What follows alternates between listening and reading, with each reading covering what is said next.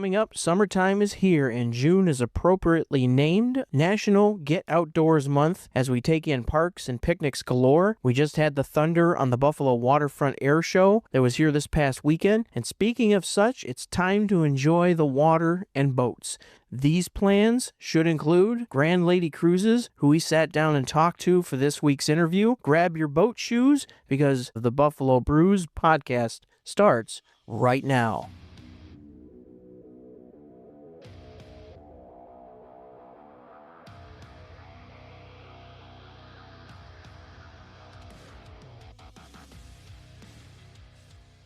Welcome, everyone. It is Tuesday. Tuesday equals Brews Day, and you know what that means. Brews Day equals an all-new episode of the Buffalo Brews podcast. Hey, how you doing? You doing good? You enjoying summer so far? What? I'm Jason Ettinger, and thank you for listening. Where are you listening at? Spotify, Google Podcasts, Apple Podcasts? That just is some of the platforms that we are available on. So did you tell your family? Did you tell your friends? Did you tell your coworkers about us?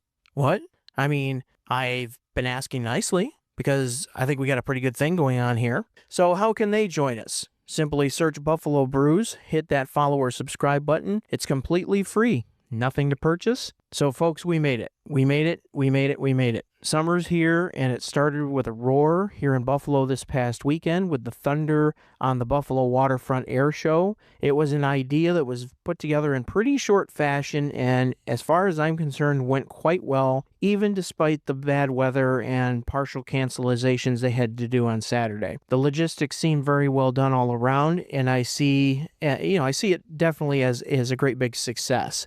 So in years past, the 9/14th played host to the Thunder over Niagara Air Show at the Air Reserve Station, and I love that show personally and had looked forward to attending. However, the impact of COVID overflowed into 2021, as we know, and military installations are far more stringent than your regular population, and that's sadly those protocols that they had to deal with. The public just didn't make it possible for them to be able to have the air show, and trust me, I know personally the impact that has. My son's movements over the last 6 months since he joined the military, his combat training to his advanced individual training to his forwarding duty station, 2 canceled trips in there for me, so I haven't seen him since the day he left for the military. Well, I take that back. He did come home for a few weeks over the holidays, so I did get to see him for about a week in there. So when the chance came up for the air show to come to the Buffalo Waterfront, I wasn't surprised to find out that they had jumped on the opportunity. Incorporating the outer harbor, canal side, the naval park, it was the perfect backdrop. It was a complete win-win for Buffalo after a very long 14 months of next to nothing to do. If you'd like to see something that's really spectacular, head over to the U.S. Navy Blue Angels Facebook page and check out a specific video on there. It's about 2 minutes long that was filmed from inside the canopy of pilot number 5. That's Commander Ben Walborn, as they practiced over the Buffalo waterfront. And there's several videos of the air show itself that they posted over there. And what a sight to behold, having lived both on strategic and tactical Air Force bases in the 1990s myself. I'm always in awe at what the pilots are able to do for our great nation. So a personal thank you goes out to the Royal Canadian Air Force, Shaw Air Force Base, South Carolina, Dover Air Force Base, Delaware, Barnes Air National Guard Base in Massachusetts, the United States Marine Corps, and of course the main eventers who were the United States Navy Blue Angels. So many great photos and videos that I saw online, and it looked like Sunday did not disappoint at all. And now we have a waiting game. We get to see whether or not the Thunder over Niagara show might make a return, maybe in 2022 or 2023. There are times when I look forward to talking to folks about their events, but sometimes schedules, they just don't jive. The downside of working a Monday to Friday job, unfortunately, is sometimes I'm not available until 5 o'clock and after in the evenings. And other folks, they have, family lives and kids, and some of them have second jobs, and the schedules just don't meet up. So as an interview that we had set up wasn't with the Roycrofters at-large association just didn't fall in the cards, I decided to talk about it here for them. So the Roycrofters at-large association is known as the RALA, I swear I can talk some days. Is an association of juried artisans who created handcrafted work in many different medias and non-artisan friends who support the RALA. So in 1976, a group of East Aurora residents with a common interest in the Roycroft campus and the philosophy of Elbert Hubbard set in motion a plan to preserve those ideals which had made the campus a center for arts and crafts and during that movement. So some of the founding members of the core group were Nancy Hubbard, who was a great-granddaughter of Freya Hubbard, Chris Hamilton, who's a historian and frequent author on Hubbard and the Roycroft, Kitty Turgeon, who is the innkeeper for the Roycroft, and Rixford Jennings, who is one of the local artists who grew up as a paperboy on Hubbard's campus, who, along with a meeting room full of other folks, decided that there was something too important to let slip by into the dust of an attic-bound history book. So after several meetings and energetic discussions, the Roycrofters at Large Association was formed. The bond they created was blessed by the spirit of Roycroft, and today the not-for-profit organization is still actively working to keep alive the history and philosophy of Roycroft through special events centered on and around the Roycroft campus. Through the efforts of Kitty Turgeon and the RALA organization, the campus became a National Historic Landmark. You're invited to come and visit East Aurora, New York. It's the home of the Roycroft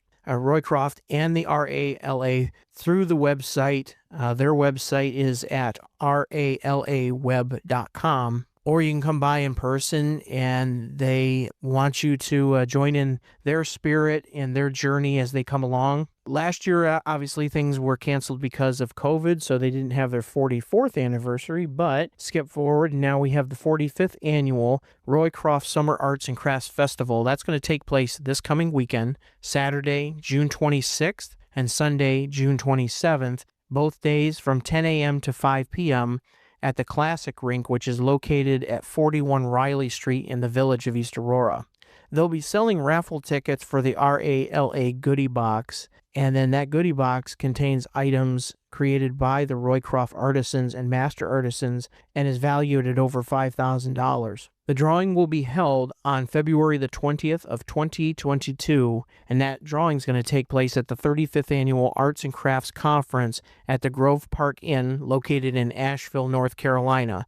The winner doesn't need to be present, but as somebody who has visited Asheville, North Carolina before, it is an incredible little town with so much available. It's definitely worth the drive to stay down there and take in the wineries, the sights. It's just really a beautiful little town, and perhaps you should go and maybe even go down in February and check out that Arts and Crafts Conference. So to get into the Summer Arts and Crafts Festival, there's a $5 admission charge for adults. It's free for children 16 and under.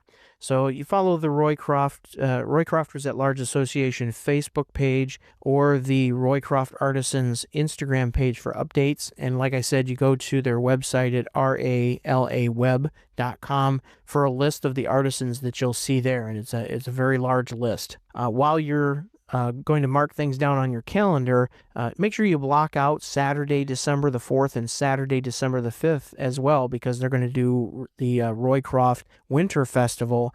They're still working on the location of that. That'll be announced at a later date. Hey, seeing as this is the opener of the show still, you might be asking yourself, Jason, what is it that you're drinking today during the opening? Do you have a new bourbon for us that you're going to talk to us about? Is it something that you recently found on tap? No, today, what I found actually at Consumers Beverages.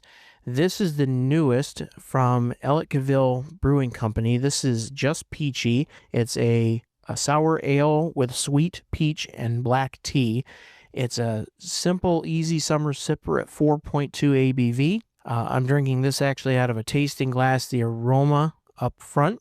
You get the peach right up front, but you can get just a hint of that black tea in there. But once that hits your taste buds, you get this wonderful combination of, sweet, almost Southern style peach tea with the black tea combined. It's almost like a peachy Arnold Palmer. So this one I'll definitely recommend. I picked it up in a 4-pack. So the other 3 are going to be hidden safely in my fridge for the warmer days that are coming up. And I recommend going out and grabbing some today. I got mine at Consumers Beverages. And while I was out there also, I picked up the newest summer pack because I am one, because of my fitness regimen, I have a tendency to like to stock my fridge with seltzers. Last season, it was Truly. This season, it's Bud Light Seltzer. Now, I know it's a domestic name. You don't usually hear domestic names come off my lips.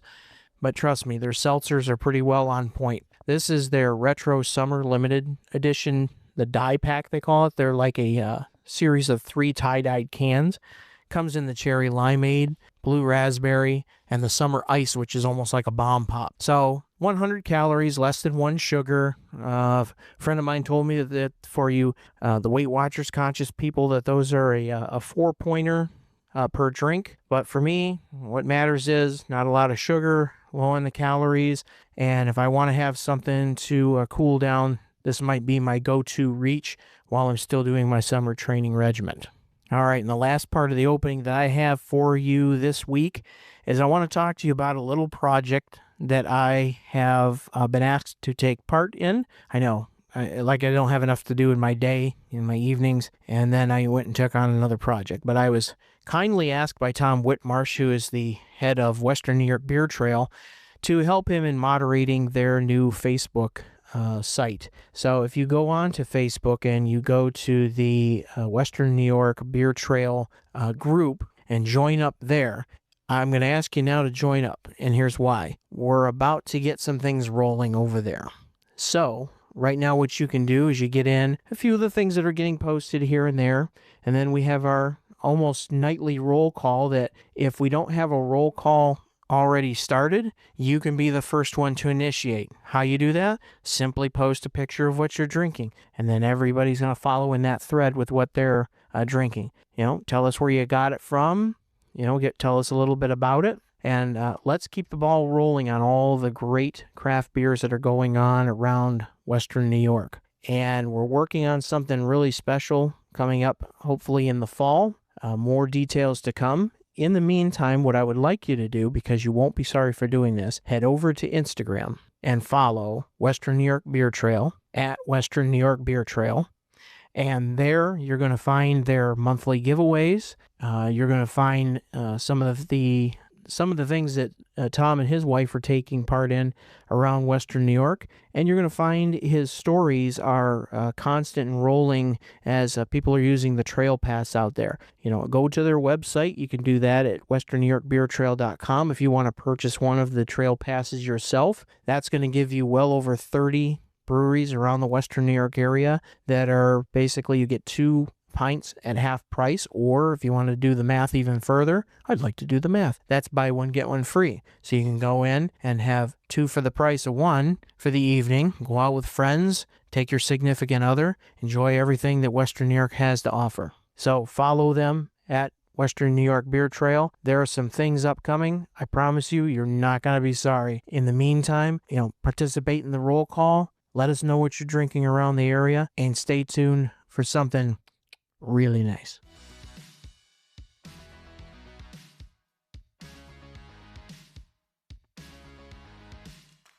Living in and around the Buffalo and Niagara region, we have so many bodies of water around us that we can enjoy all summer long, whether it's Lake Erie, you can go up to Lake Ontario if you're up in Niagara County, Orleans County. We have the Buffalo River, we have the Niagara River, we have the waterways that are around Grand Island. Whether it's taking a kayak or if you're out on the boat on Lake Erie with friends, or maybe you're out on a jet ski going up the Niagara River. But consider a change of pace if you're looking for an opportunity to have a little fun, dress up a little bit, take in some food and some good times. Jump online now and go to grandlady.com and see everything that Grand Lady Cruises has to offer. I took the opportunity to sit down with Jenna Deegan at Grand Lady, and we talked about the then that was COVID in 2020 and what's coming up now and in the future for Grand Lady Cruises.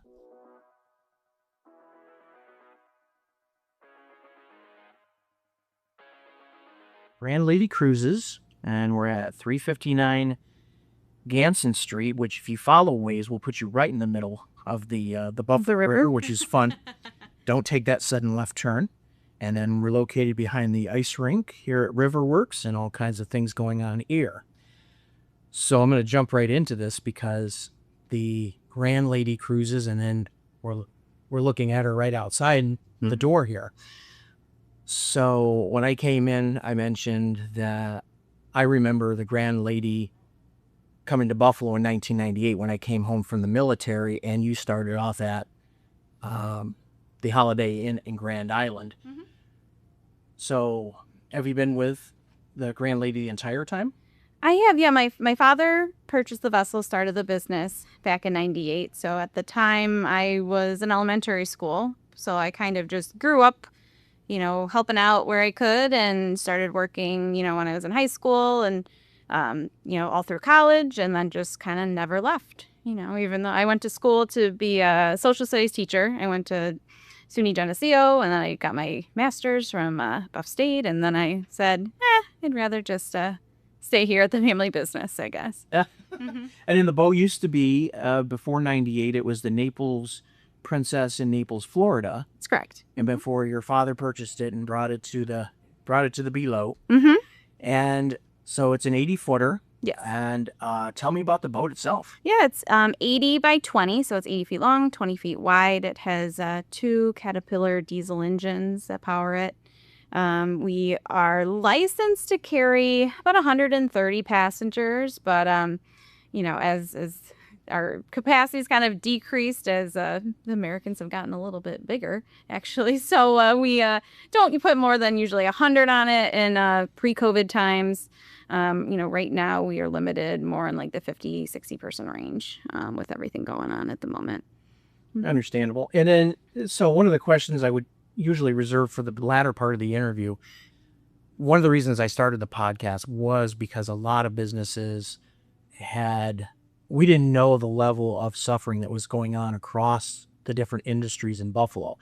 And obviously now we're finally getting back to whatever normal that this is going to be going forward. And it looks like, eventually we're going to come out of this completely.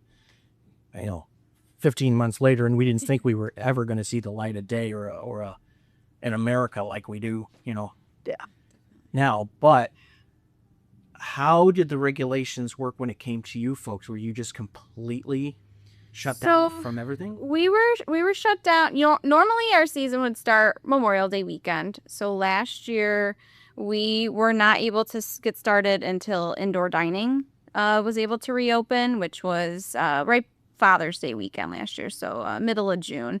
So we lost a little bit of time from even being allowed to sail.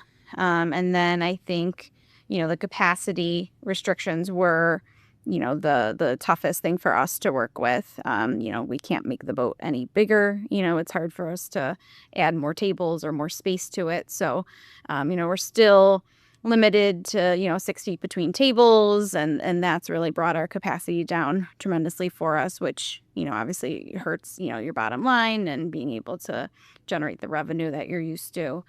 This year, we're very encouraged with the return of private events. We have always done a large portion of our business, weddings and, social gatherings, anniversaries, birthdays, all that good stuff. And last year we did a few, but, they were so small and so limited, and people were just so, uncomfortable or kind of timid about planning such events. Even when we were able to reopen, you didn't know if we were going to get shut down. We didn't know, what the numbers were going to do.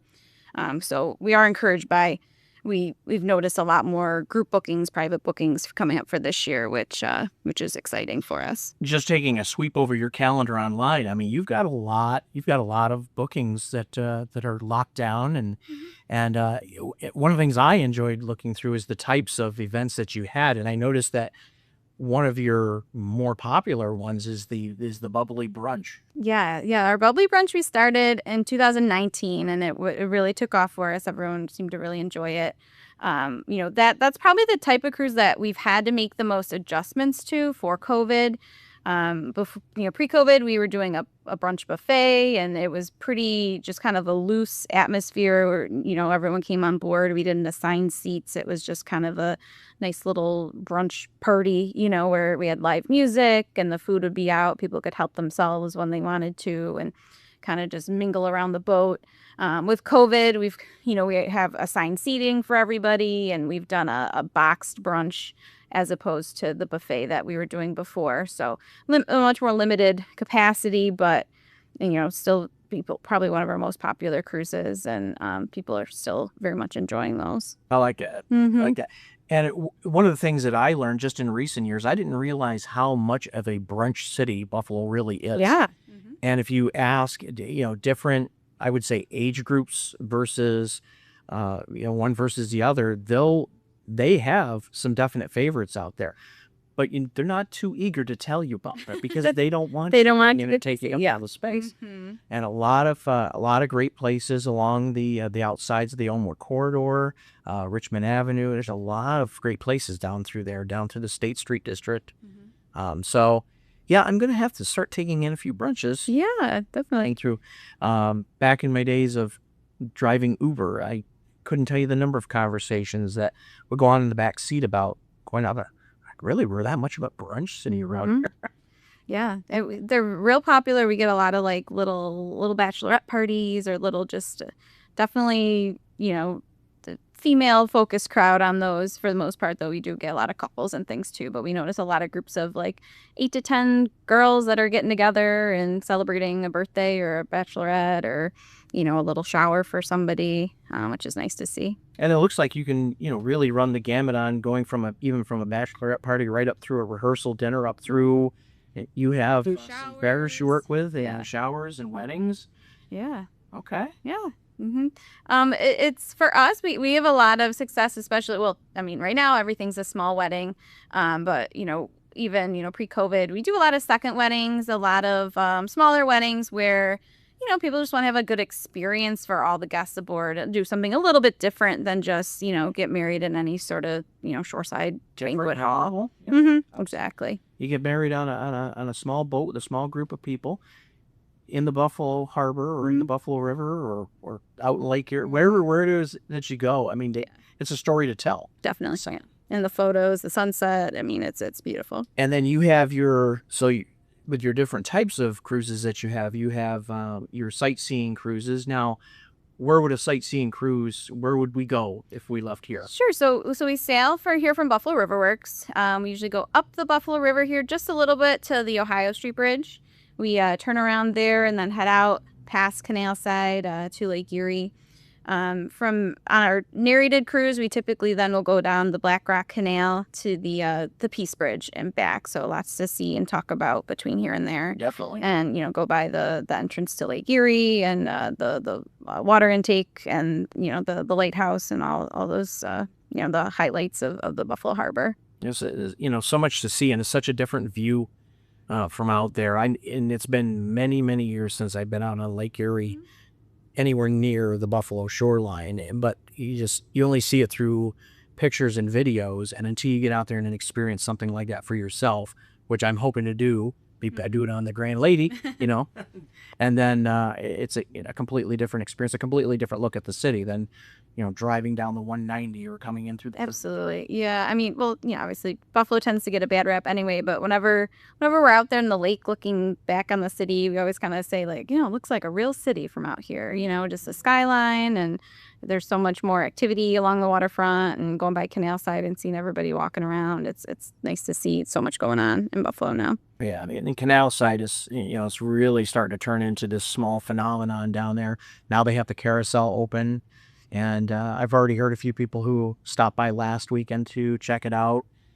Said it was, definitely a great little project. Yeah, I got to check that out. Yeah. Mm-hmm. So now, so it would be them. And I guess the Carousel Museum up in, the Herschel Museum up in North Tonawanda would be the two big ones to visit. So, yeah. And then now as you also have, dinner cruises, you have sunset cruises, which...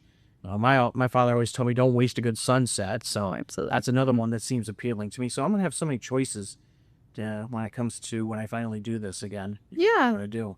Yeah, I mean, we do a little bit of everything where if you're looking to have, a full meal on board, our dinner cruise or our brunch cruise, we're the only sightseeing boat, tour boat in Buffalo that you can sit and have a meal, while you're here with us. And then we also do non-meal cruises as well if you're looking to do something a little bit more casual, get the group, your friends together and just and listen to some live music and enjoy the sunset. That's great.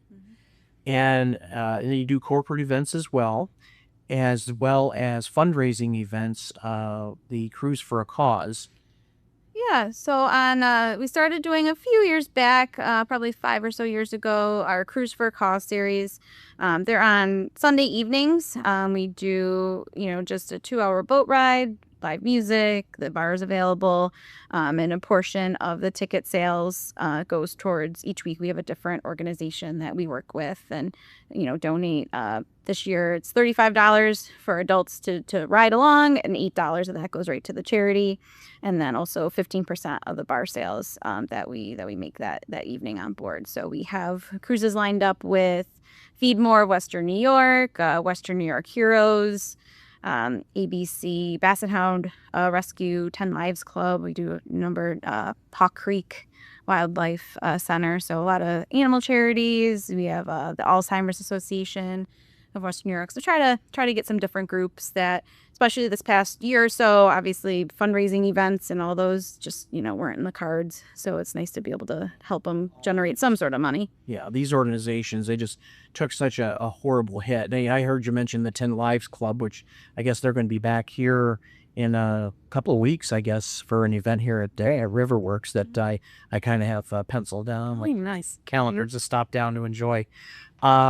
And then I guess I guess one of the big wrap-up questions I have here, because we already talked about, your COVID troubles and scheduling and availability, but what are your personal favorites, having been here the time that you... Oh, I mean, my personal favorite, like I said, brunch I think is great. Nice little kickoff to like, your whatever you're going to do on a Sunday, Saturday, this time of the year. But personally, anything with a sunset, I'm down for. So, any of the sunset cruises. This year, I'm very excited. We're doing some trivia cruises on Tuesday nights. We tried them out a little bit last year with, with COVID. It was something where, people were relatively stationary, kind of came on board, stayed with their groups, and it was a nice way to still get people on board and do something a little different. And they're all themed nights. So we have Schitt's Creek trivia, we have Buffalo history, Buffalo sports history, and we're doing The Office, of course. Everyone loves The Office. So Everyone loves The Office. So we have those usually Tuesday evenings. Each week's a little different, whatever the theme is going to be. But those are fun for me. I'm kind of a little history nerd and a nut myself, so that's fun for me to develop the questions and then be on board, doing the trivia as well. I like it. Mm-hmm. I like that. Yeah, and you have the right idea there too. Also with keeping kind of people fixated in one spot, and it's now you get everything. You get the view, you get the boat, you get the trivia, to have some fun and spend a few hours, take a time out from life. Yes. All things were as crazy as they were. Mm-hmm. And I don't know if the mics are picking it up, but they got the music already rolling over at Riverworks there. Oh gosh, it's always something over here.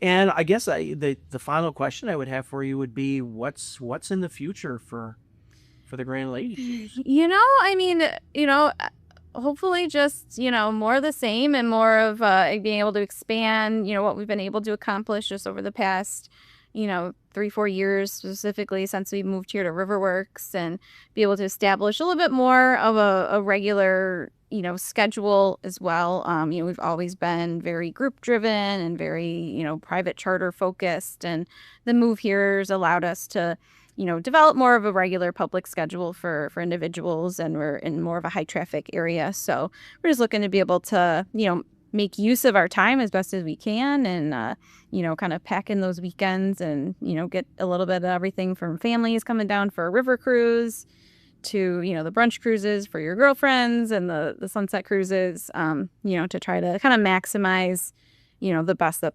Buffalo Harbor has, really. All right. Mm-hmm. And that's the part where I'll cut that off, but I'm going to leave it rolling because I'm going to ask you a couple of tail questions, the notes. But when when somebody books online, is it going to require a deposit, or do you pay everything up front? So for public cruise, they do pay when they make the reservation. Okay. Yeah. So, I mean, for larger groups, if, we have some other we do deposits and things like that for if people are chartering the whole boat, or, if people are bringing a group of like 30 people or something like that. But for the most part, people pay when they make the reservation. Okay. Great. Thanks again to Jenna Deegan from Grand Lady Cruises for taking the time to sit down and talk to me about all the things that are going on with them this summer. Again, summer is in full swing. It's time to get out on the water, and what better opportunity than to go down with Jenna and her crew down there at Grand Lady and take in one of their cruises, sunset, some brunch, perhaps the Tuesday night trivia night, or if you've got a special occasion coming up. So this is the part where I ride off into the sunset. Or sail off into the sunset, as the case would be. And look at that. It's only Tuesday, which means we have an entire week ahead of us, an entire weekend ahead of us, until we come back around and we meet again next Tuesday on Brews Day for another episode of the Buffalo Brews Podcast. In the meantime, make sure that you follow us on Facebook, on Instagram. Hey, send us an email, buffalobrewspr@gmail.com, and keep those ideas coming as to where we should go and what we should do around Buffalo and Western New York. We're finding some more contacts that are touching base with us from outside Buffalo and more toward the Batavia and Rochester areas. So, hey, the feet wander, so you never know where we're going to end up.